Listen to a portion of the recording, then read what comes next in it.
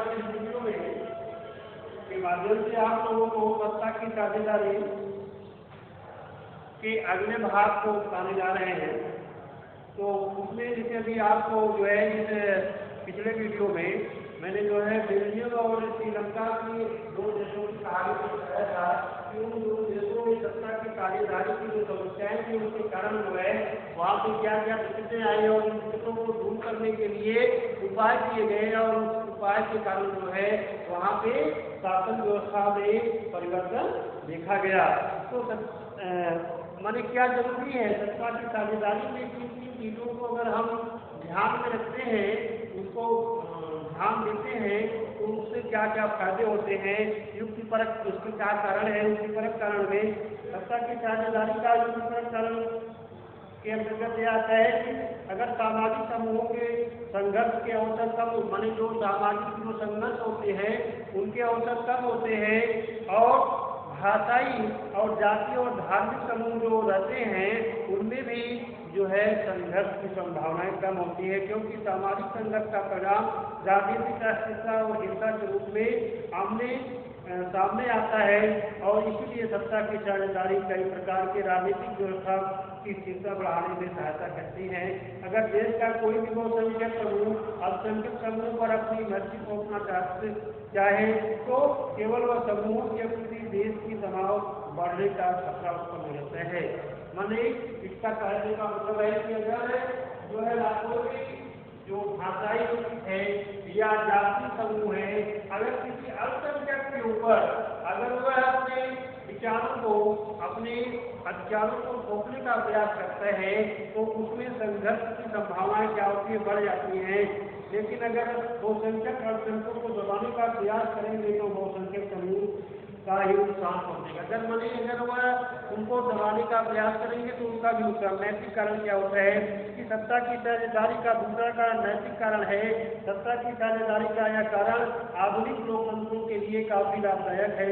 लोकतंत्र में सत्ता को उनमें बांटा जाता है जो सत्ता का प्रयोग करते हैं जिनके हाथ में सत्ता होती है तथा जिन लोगों पर सत्ता का प्रयोग किया जाता है लोकतंत्र में जनता का निर्णय ही अंतिम निर्णय होता है, क्योंकि सत्ता के लेने तथा देने उनका उत्तराधिकार सबसे अधिक होता है। नैतिक कारण कानून के नियम यह कहता है कि राज्य सरकार की कई दल मिलकर सरकार बनाते हैं और सत्ता का विकेंद्रीकरण होता है। अल्पसंख्यक समूहों के अधिकारों की रक्षा होती है तथा निर्णय लेने की प्रक्रिया में सबकी सुनी जाती है। अब खलील की उलझन क्या है देखिए इसमें है कि जैसा कि अब तक होता आया है कि इस बार की विक्रम रात की खामोशी में अपनी मोटर बाइक पर जा रहा बेतार उसकी पीठ पर बैठा था और हमेशा की तरह इस बार भी यह सोचकर कि विक्रम की नींद न आ जाए बेताल ने कहानी सुनानी शुरू की। कहानी प्रकाश की माने वह विक्रम बेताल की कहानी है। तो खलील नाम का एक व्यक्ति बेगूसराय शहर में रहा करता था। उनके माता पिता अलग अलग समुदाय के थे। उसके पिता आपको डाक ईसाई थे और माँ सुन्नी मुसलमान थी। आधुनिक शहर के लिए यह कोई अजीब बात नहीं थी, लेकिन लेबनान में भिन्न भिन्न समुदाय के लोग रहते थे और राजधानी बेरूत में भी बस जाते थे। वे साथ रहते थे और मेल जोल होता था, पर युद्ध में वे एक दूसरे से लड़ते भी थे। खलील का एक चाचा ऐसा ही एक लड़ाई में मारा गया था। युद्ध समाप्त होने के बाद लेबनान ने सारे नेता साथ मिलकर बैठे और विभिन्न समुदायों के बीच सत्ता के बंटवारे की कुछ बुनियादी नियमों पर जारी हुए।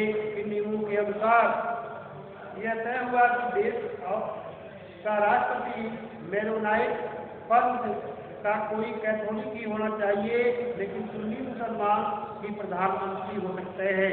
वो प्रधानमंत्री का पद ऑर्थोडॉक्स ईसाई और संसद के अध्यक्ष का पद या मुसलमान के लिए तय हुआ। इस समझौते के अनुसार भविष्य में ईसाई फ्रांस के संरक्षण की मांग नहीं करेंगे और मुसलमान भी पड़ोसी सीरिया के एकीकरण की मांग छोड़ने पर राजी हुए। अब जब ईसाइयों और मुसलमानों के मध्य यह समझौता हुआ, साथ दोनों की आबादी लगभग एक समान थी। बाद में मुसलमान स्पष्ट रूप से बहुमत में आ गए, पर दोनों पक्ष अभी भी इस समझौते की मदद करते हुए नेता मान रहे। हमारी कहानी के रूप वहाँ की है, लेबनान देश की है। तो खलील को इस समझौते से बड़ी गड़बड़ी लगती है कि वह राजनीतिक महत्वाकांक्षा वाला लोकप्रिय व्यक्ति है, लेकिन मौजूदा व्यवस्था में के रहते हुए उच्च पद पर पहुंच नहीं सकता। वह न तो माता के धर्म को मानता है और न पिता के। असल में वह चाहता है कि उसे किसी भी धर्म से बोलकर पहचाना जाए। उसकी समझ में नहीं आता कि लेबनान भी अन्य सामान्य लोकतंत्रों की तरह क्यों नहीं चलता। उसका कहना है कि चुनाव कराइए, हर किसी को चुनाव लड़ने की स्वतंत्रता दीजिए, जिसे ज्यादा वोट मिले वह राष्ट्रपति बन जाए, भले ही वह किसी समुदाय का हो। लेकिन उसके इन बड़े गुणों ने युद्ध देखा है। उसका कहना है कि वर्तमान व्यवस्था ही सबसे अच्छी गारंटी है। अभी कहानी समाप्त ही नहीं हुई कि टावर के पास पहुंच गए और वहां रुक सकते हैं। बेताल की कहानी समाप्त की और प्रश्न विक्रम से पूछा, अगर आपको लेबनान का कानून पुनः लिखने का अधिकार होता तो आप क्या करते। इस पर पुरानी व्यवस्था के चलते देने पर दया करते। बेताल विक्रम और उसके बीच समझौते को दोहराना नहीं बोला, मगर आपके दिमाग में स्पष्ट उत्तर और आप फिर से यही बताते तो आपको मोटर बाइक जाम हो जाएगी और आप आगे नहीं बढ़ पाएंगे।